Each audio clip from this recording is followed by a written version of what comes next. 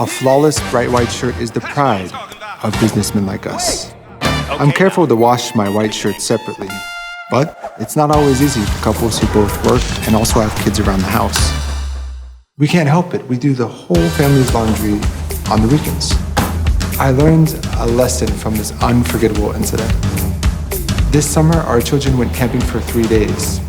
As always, my shirts were being washed with the children's laundry. The thing is, that wretched camp uniform was a red t-shirt all ruined with sweat and dirt. I had an important presentation on Monday, so I decided to choose the least pink one among them. I thought I might be able to cover it with my jacket.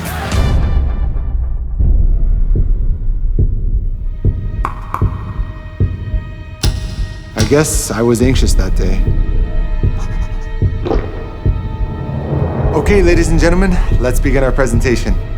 So, I took off my jacket without thinking. Today, you can see we have our global marketing strategy. What we want to try to do is get new potential customers. Hey, nice shirt.